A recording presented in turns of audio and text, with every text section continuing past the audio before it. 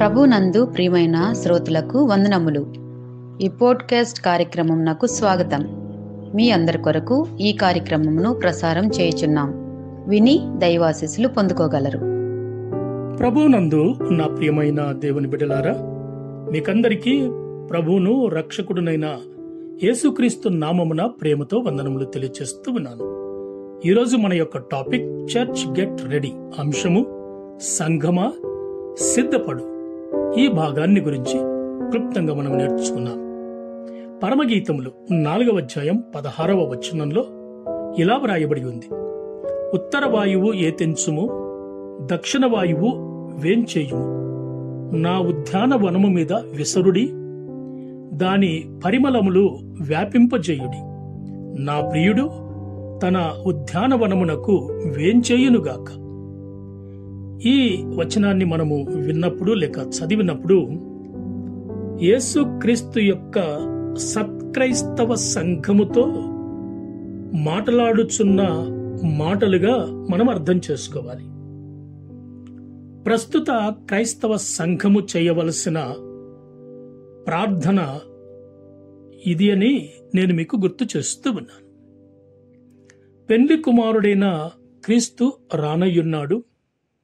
పెండ్లి కుమార్తె అయిన సంఘము సిద్ధపడవలసి ఉన్నది గనుక భక్త సంఘము ఉత్తర వాయువును దక్షిణ వాయువును తక్షణమే రమ్మని మనవి చేయుచున్నది. వాయువు అనగా గాలి. ఆ గాలిని ప్రత్యేకంగా ప్రార్థన ద్వారా సంఘము ఆహ్వానించుచున్నది. పరిశుద్ధ గ్రంథములో గాలి పరిశుద్ధాత్మను సూచించుచున్నది. యోహాను 3:8 చూస్తే, గాలి తనకిష్టమైన చోటను విసరును, నీవు దాని శబ్దము విందువే గాని అది ఎక్కడ నుండి వచ్చునో ఎక్కడికి పోవునో నీకు తెలియదు. ఆత్మ మూలముగా జన్మించిన ప్రతివాడును అలాగేనున్నాడని యేసు చెప్పాను. పెంతెకోస్తు పండుగ రోజు అపోస్తల కార్యం 2వ అధ్యాయం 1-2 వచనాలలో పరిశుద్ధాత్మ వేగముగా వీచు బలమైన గాలి వంటి ధ్వని వలె దిగివచ్చెను.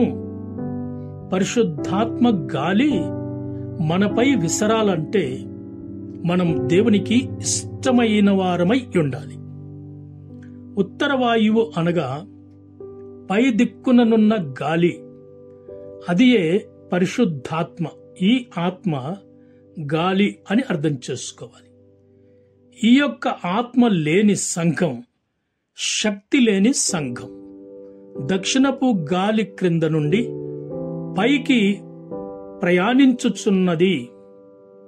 పైనుండి వచ్చిన ఆత్మశక్తి సంఘము బలపరచబడినప్పుడు క్రింద నుండి దక్షిణపు గాలి సంఘము పైకెత్తబడినట్లు సహాయపడును. ఈ ఆత్మచేతనే రేపు పెండ్లి సంఘము పైకి కొనిపోబడును. ఉద్యానవనము దేవుని సంఘము. పెండ్లి కుమారుడైన క్రీస్తు పరిమళ వాసనతో నిండిన ఈ ఉద్యానవనమునకు వేంచేయుచున్నాడు. పెండ్లి కుమార్తె సంఘము సిద్ధపడి పెండ్లి కుమారుడైన క్రీస్తు కొరకు ఎదురు చూడవలెను. పరిశుద్ధాత్మను మనలో బలంగా వ్యాపింపచేయమని తండ్రిని వేడుకుందాం. ప్రభు కృప మీ అందరికీ తోడయుండునుగాక. ఆమేన్. ఈ కార్యక్రమమును గూర్చి మీ సలహాలు మరియు మీ ప్రార్థనా అవసరతల కొరకు మమ్మను సంప్రదించవలసిన మా ఫోన్ నంబర్ 948585085039 మరియు ఈమెయిల్ ఐడి info@fibaonline.org. మా ఫోన్ నంబర్ మరొకసారి 9480585039. Email ID info@fibaonline.org.